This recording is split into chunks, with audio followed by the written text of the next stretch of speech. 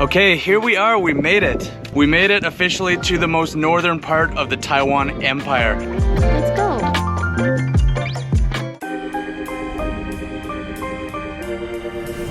Good morning, ladies and gentlemen. My name is Wes Davies. Welcome back to another video. Today, I have something incredibly special for you. I am in one of the most secluded and foremost islands in Taiwan.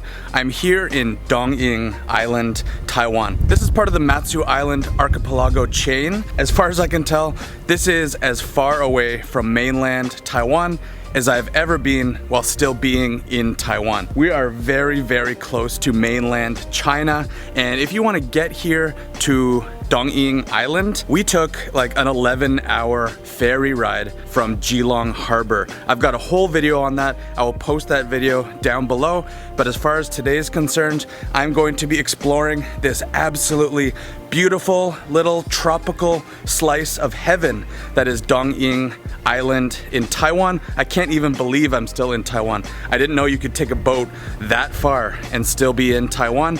So I'm going to spend the day here, 24 hours in Dongyin, Taiwan. I'm gonna see what I can find here, try some of the local delicacies, and update you all about the beautiful historical facts that we can see all around us. It's like I'm walking through a museum just being here in Dongyin. And actually I'm staying here. This is my hotel, my kind of B&B hostel, and right away I can tell that we are going to be in for a great video. Let's go.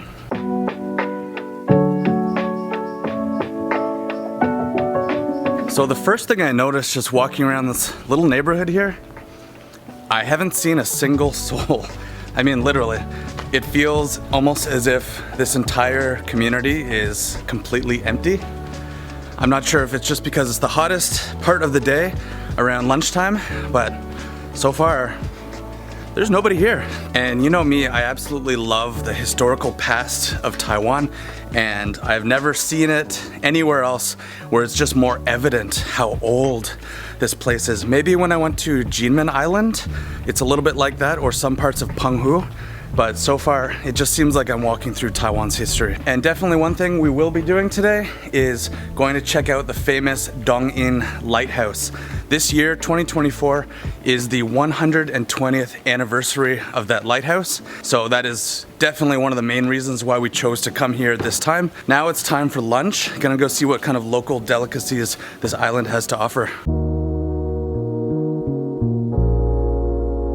Okay, first up here in Dongyin, we're at a place called Xie Mian. We have a bit of a feast here as usual. It's really hot outside, so it's really lovely to come in here off the main street into this tiny little traditional noodle shop right beside the 7-Eleven if you're looking to come here yourselves. And we have a few different varieties of niuro mian. And this is a kind of niuro mian that I've never seen anywhere else in Taiwan. It looks so unique, and I'm assuming like very Matsu Dongyin style. So what is really interesting about these niuro mians is the noodles are actually dao xiao mian, which means knife cut noodles. The broth looks and smells so delicious. Oh wow. I was not expecting it to be that spicy. They must use some kind of unique pepper here. I see on the wall there's all kinds of different unique ingredients that they use in the shop. And see what I mean about this dao xiao mian, the knife cut noodles? You can see it's much thicker and heartier than normal beef noodles might be. I've never actually tried dao xiao mian before. I've been meaning to in Kaohsiung, but no time like Dongyin to try it for my first time. Here we go. That's really interesting. I like that. So when I look inside the niuro mian, there's actually tons of ingredients in here. There are like lettuce, cabbage, onions. I can see big chunks of carrot in there. There's even mu'er, which I don't think I've seen in niuro mian before, the wood ear mushroom. And then these pieces of beef are gigantic. Look at that. Oh yeah. Okay, and the next dish here, this is a very, very interesting looking wonton dish. They are wonduans with hongzao sauce. That's this red sauce that you can see on it. And that's actually a kind of red yeast that is a specialty here on the Matsu Islands. I don't think it's supposed to be spicy, but let's try it out. If you are a foodie, I suggest you hop on that 11-hour ferry and come right here to Dongyin Island. This food is incredible. Let me just say one thing quickly before we get back to the Dongyin video, and that is, as much as I truly enjoyed that overnight passenger ferry experience, the sleep left something to be desired. The mattresses were only about 2 inches thick, but just imagine if they actually used Emma hybrid mattresses and Emma pillows. Now that would be a legendary boat experience. So right now, we can all head over to the Emma mattress website and explore all the discounts they have for the 99 shopping festival and the back to school discount sales. You guys know how much I love my Emma mattress and of course my Emma pillows. I've had these for almost 2 years now, and I can honestly say that my sleep has never been better than it is right now. And the best part is, Emma has a 100-day, 100% sleep satisfaction money-back guarantee. We have a 10-year warranty, and Emma has now set up an installment plan so you can get yourself a German-engineered quality mattress for as little as 3 NT per day.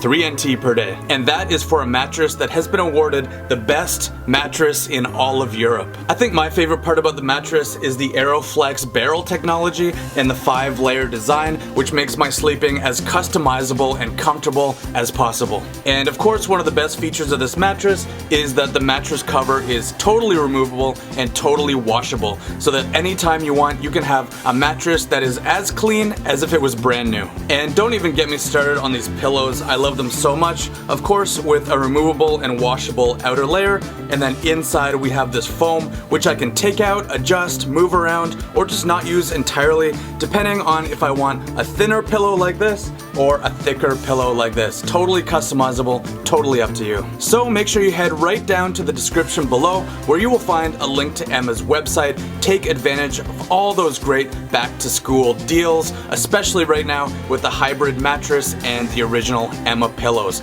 Use my code WES10 at checkout for an additional 10% off all those savings that you're already getting. Such a great deal. And remember, for better sleep, there is no time like the present. Everything down below, and now back to the video.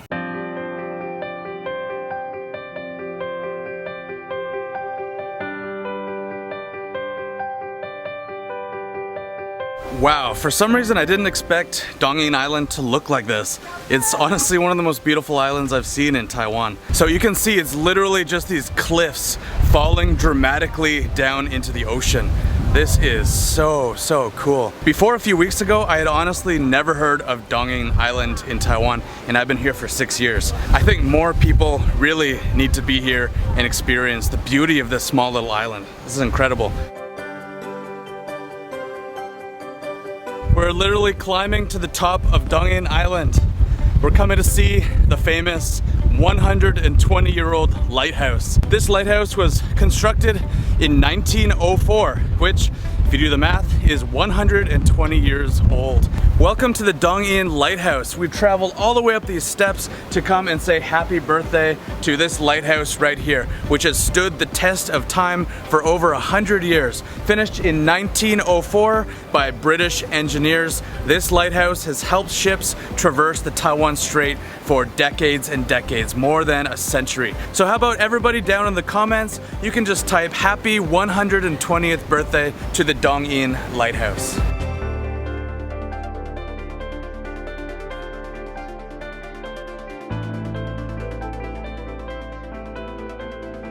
Now this is Matsu.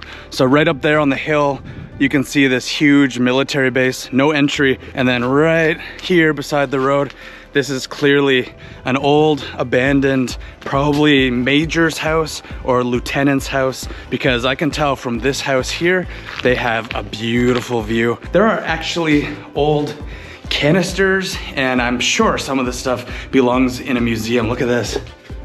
I mean, how old is this box? Probably used to store food and water and alcohol. This would have been some kind of kitchen. Probably they used to heat the house in here. So this is just a really amazing find here on Matsu today. And obviously this room they would have used to pray to their ancestors, pray to the Matsu god of the ocean, pray for good luck in their battles. What a beautiful place. So one thing you need to be careful of while you're traveling around Matsu Islands is, for example, this way is the tourist attraction we're looking for, and this way is a military base. So just be careful which path you take and which road you take, because this whole island is just dotted and lined with military bases and military bunkers, many of them still in use to this day. So we're leading up to a place called Yixiantian, which is supposed to be a very amazing geological feature. Oh, here it is. Look at this. Never seen anything like this in Taiwan. So the English name for this area is called Thread of Sky, and you can see why. Because when you're down here, there's two cliffs, massive cliffs on either side, carved away by the erosion from the ocean, and you can just see a little thread of sky passing through. And while this might be beautiful and amazing for us tourists to come and look at, this actually used to be a very strategic military stronghold, because you can imagine a place like this would be very, very easy to defend. There's basically no way that way and just a tiny little thread back up the hill. So that's why you see things like this, a military door carved into the mountains. Actually, I think I'm gonna go check that out. Okay, so here we are. Just randomly found this military bunker right next to the thread of sky. And being in a place like this, you can truly imagine what it must have felt like for those soldiers who were stationed here on Matsu all those years ago. You know, defending the waters from the Japanese or the Chinese invasion threatening Taiwan. And you can see how old this place is. There's stalactites on the ceiling. All the paint has been chipped away, and you've just got this very beautiful but strategic view out to the ocean.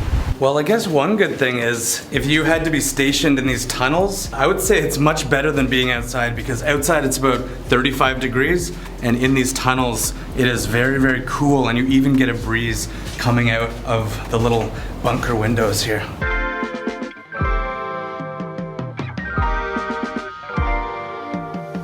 So everywhere you go here on this island, you just see military. And the longer I stay here today, the more I realize it's not just a few military bases on the island. The whole island is a military base. So here I am trekking one of the last places I'm gonna see today here on Dongyin Island. And this place has the distinction of being the northernmost portion of Taiwan's territory in the world. So we're just gonna walk up this path here, and I will show you that in a couple of minutes, I will be the one person standing at the northernmost point in all of Taiwan.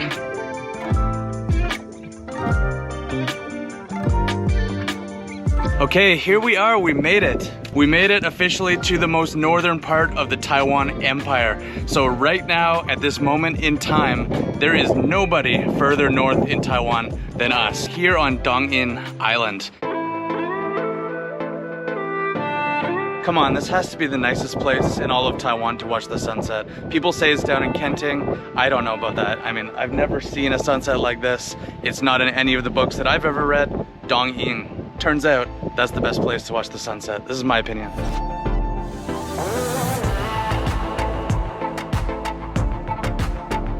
After that incredible sunset, it was time to head back into town, where we had what might be the tastiest jipai I've ever had, literally, along with some very unique fried rice, both flavored with Matsu's signature red yeast, finished off with some delicious fresh squid and wasabi. The next morning, we hopped on another ferry to continue our adventures in Matsu.